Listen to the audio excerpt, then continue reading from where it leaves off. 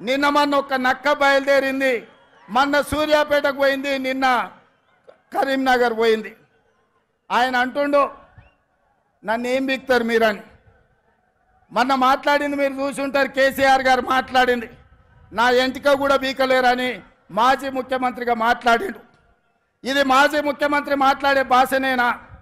భాష గురించి, భావం గురించి, ప్రజా సమస్యల గురించి మాట్లాడే చంద్రశేఖర్ రావు 10 సంవత్సరాలు ఈ తెలంగాణ రాష్ట్రంని పట్టి పీడించి వేధించి దోసుకొని దోపిడి దొంగలాక అడవి పందుల్లాక తెలంగాణ రాష్ట్రాన్ని సర్వనాశనం చేసి 10 సంవత్సరాలలో 100 సంవత్సరాల విధ్వంసం చేసినావు.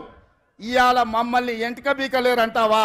మా కాంగ్రెస్ పార్టీ కార్యకర్తలు అనుకుంటే నీ ముడ్డి మీద డ్రాయర్ కూడా ఉండదు పీకడం మొదలు పెడితే. బిడ్డ నువ్వు అనుకుంటున్నావేమో కాలు ఇరిగిందని, లేకపోతే కట్టెపట్టుకొని నడుస్తున్నా అని, కూతురు జైలుకు పోయిందని, అధికారం కోల్పోయిందని. కొంతకాలం మేము సంయమనం పాటించినాం. ఏ మనిషికైనా కష్టం వచ్చినప్పుడు మేము మానవత్వంతో మీ గురించి మాట్లాడకుండా మర్యాద పూర్వకంగా వ్యవహరించినాం. ఇవాళ నువ్వు అనుకుంటున్నావు నువ్వు ఏది పడితే అది మాట్లాడితే చూస్తూ ఊరుకుంటామని. చూస్తూ ఊరుకునేటోడు ఎవరు లేరు. నేను పెద్దలు జానారెడ్డి గారి లాగా కాదు, నేను రేవంత్ రెడ్డిని బిడ్డ. అంగిలాగు ఊడదీసి నువ్వు మాట్లాడే లత్కోర్ లఫంగ మాటలకు చెర్లపల్లి జైల్లో చిప్పకూడు తినిపిస్తా బిడ్డ. నువ్వు అనుకుంటున్నావేమో. ఆనాడు చెప్పినా ఈనాడు చెప్తున్నా, నువ్వు పేదలకు డబుల్ బెడ్రూమ్ ఇల్లు కట్టియాలి. నేను మాత్రం నీకు తప్పకుండా డబుల్ బెడ్రూమ్ ఇల్లు కట్టిస్తా చెర్లపల్లి జైల్లో. ఎందుకంటే కొడుకు కోడలు వస్తే యాడు ఉండాలి, బిడ్డ అల్లుడు వస్తే యాడు ఉండాలి. అందరు కలిసి చెర్లపల్లి జైల్లో ఉండేటట్టు మీకు డబుల్ బెడ్రూమ్ ఇల్లు కట్టించే బాధ్యత మా లక్షలాది మంది కాంగ్రెస్ పార్టీ కార్యకర్తలు తీసుకుంటారని చెప్పి నేను ఈ వేదిక మీద నుంచి చెప్పదలుచుకున్నా. అందుకే మిత్రులారా, మీరు ఆలోచన చేయండి.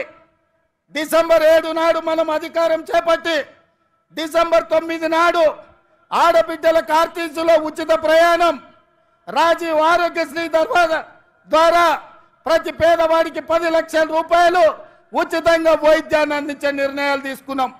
ఇదే కాదు, మా మిత్రుడు పెద్దలు పట్టి విక్రమార్క గారు ఆర్థిక సమస్యలు, రాష్ట్రం సంక్షోభంలో ఉంటే, జీతభత్యాలు ఇవ్వలేని పరిస్థితిలో రాష్ట్రం ఉంటే ప్రభుత్వ ఉద్యోగులకు అదేవిధంగా పెన్షన్దారులకు 1వ తారీఖు నాడు జీతభత్యాలు ఇచ్చి రాష్ట్ర ఆర్థిక పరిస్థితిని గాడిలో పెట్టిండు. ఇదే కాదు, ఆడబిడ్డలను దృష్టిలో పెట్టుకొని కట్టెల పొయ్యితోని కన్నీళ్లతోని ఆడబిడ్డలు కష్టపడుతుంటే వాళ్ళ కన్నీళ్లు తూడవడానికి సోనియమ్మ మాట ప్రకారం 500 రూపాయలకే ఆడబిడ్డలకు సిలిండర్ ఇచ్చి ఆడబిడ్డల కష్టాలు తీర్చినాం.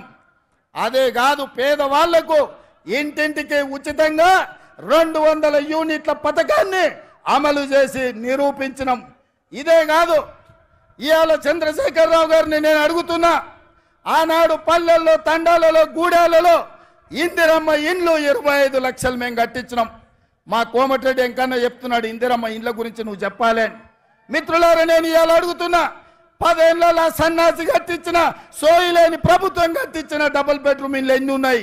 ఇవాళ మనం 4.5 లక్షల ఇందిరమ్మ ఇల్లు 22,500 కోట్లతో ఖమ్మం జిల్లాలో మిత్రుడు పొంగులేటి శ్రీనివాసరెడ్డి ఆ శాఖలో మనం పనులు ప్రారంభించుకున్నాం. లక్షలాది ఇందిరమ్మ ఇల్లు కట్టించే బాధ్యత మాది.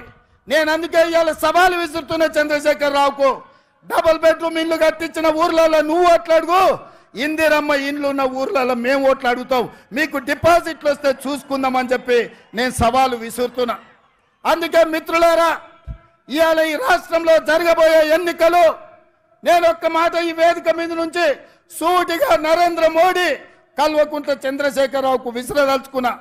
నేను, నా మిత్రులు, నా సహచర మంత్రివర్గం 100 రోజుల్లో మా పరిపాలన మీ ముందల పెట్టినాం, మా పాలసీలు మేము అమలు చేసినాం.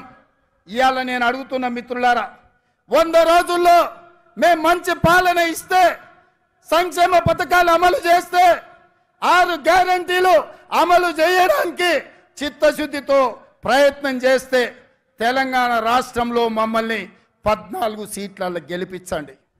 ఒకవేళ మా పాలన సరిగ్గా లేకపోతే మాకు ఓటు ఇవ్వాలనో లేదో మీరు ఆలోచన చేయండి. మేము ఈరోజు నిజాయితీగా కడుపు కట్టుకొని కష్టపడి రోజుకు 18 గంటలు నిరంతరం కష్టపడి ఇవాళ 6 గ్యారెంటీలను అమలు చేసి ఇవాళ మీ ముందుకు వచ్చినాం. అందుకే తెలంగాణ సమాజానికి మేము భవిష్యత్తులో మంచి పాలన అందించాలి. ఢిల్లీ నుంచి నిధులు తెచ్చుకోవాలి, ఢిల్లీ నుంచి అనుమతులు తెచ్చుకోవాలి అంటే తెలంగాణ నుంచి 14 ఎంపీలు మాకు కావాలి.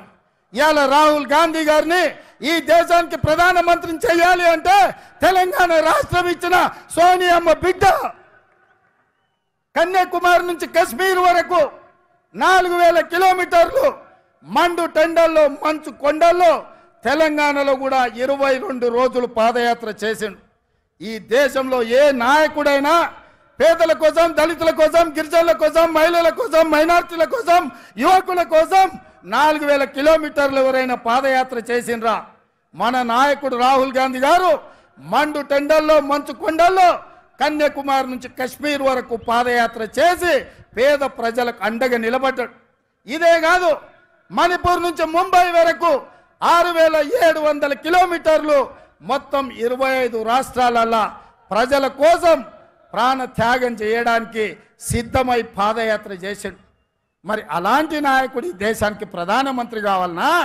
హెలికాప్టర్లో తిరుక్కుంటూ విదేశీ పర్యటనలు చేసుకుంటూ గంటకు డ్రెస్సులు మార్చుకుంటూ చెప్పిన అబద్ధం చెప్పకుండా జనాలను వంచిస్తున్న నరేంద్ర మోడీ ఈ దేశానికి ప్రధానమంత్రి కావాలన్నా?